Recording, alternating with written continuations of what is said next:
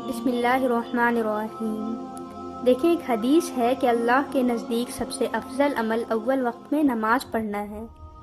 حضور پاک صلی اللہ علیہ وسلم 4 وقتوں کا نماز اول وقت میں پڑھا کرتے تھے۔ پہلا جو 3 ہے، فجر کی نماز، عصر کی نماز اور مغرب کی نماز، یہ تینوں ہمیشہ آپ صلی اللہ علیہ وسلم اول وقت میں پڑھا کرتے تھے۔ اور ظہر کی نماز آپ ہمیشہ سردیوں میں اول وقت میں پڑھا کرتے تھے، اور گرمیوں میں آپ اسے ظہر کی نماز کو تھوڑا تاخیر پڑھا کرتے تھے، لیٹ پڑھا کرتے تھے، تاکہ جو ہے سو مسجد پہ ڈائریکٹ دھوپ نہ لگے۔ جب مسجد پہ سایہ ہو جاتا تھا تب ظہر کی نماز پڑھا کرتے تھے گرمیوں میں، اور عشاء کی نماز آپ ہمیشہ تاخیر پڑھا کرتے تھے۔ تو بہتر یہی ہے کہ ہم بھی تینوں وقتوں کی نماز، فجر کی، عصر کی اور مغرب کی نماز جو ہے سو اول وقت میں پڑھیں، اور ظہر کی نماز سردیوں میں اول وقت میں پڑھیں اور گرمیوں میں تھوڑا لیٹ پڑھیں، اور عشاء کی نماز لیٹ پڑھیں۔ اور دیکھیں، آج ہم یہ بھی سیکھیں گے کہ کون سے وقتوں میں کوئی بھی نماز پڑھنا جائز نہیں ہے۔ کچھ وقت ہیں جس وقت میں کوئی بھی نماز نہیں پڑھنی چاہیے۔ پہلا، سورج نکلتے وقت۔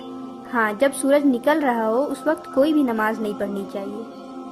دوسرا، سورج ڈوبتے وقت، یعنی مغرب ہونے سے تھوڑا جسٹ پہلے جب سورج ڈوب رہا ہو اس وقت بھی کوئی نماز نہیں پڑھنی ہے۔ ہاں، اگر اس دن کی عصر کی جو فرض نماز ہے وہ قضا ہو رہی ہے تو سورج ڈوبتے وقت بھی وہ نماز پڑھی جا سکتی ہے، نماز ہو جائے گی۔ اور تیسرا، ٹھیک دوپہر کے وقت جب کہ سورج بیچ سر پر ہو اس وقت بھی کوئی نماز نہیں پڑھنی ہے۔ ان تینوں وقتوں میں سجدہ تلاوت کرنا بھی منع ہے۔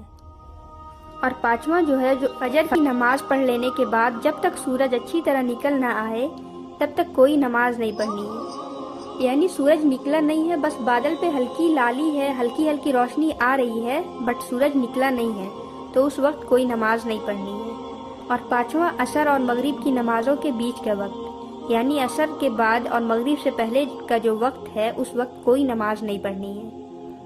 آخر کے جو دونوں وقت ہیں، یعنی فجر کی نماز پڑھ لینے کے بعد جب سورج اچھی طرح نہیں نکلی ہو تب، اور عصر اور مغرب کے بیچ کا جو وقت ہے تب، ان دونوں وقتوں میں نفل نماز پڑھنا جائز نہیں ہے، لیکن ہاں، فرض نماز جو قضا ہو چکی ہے اسے پڑھ سکتے ہیں، اور سجدہ تلاوت کرنا بھی درست ہے۔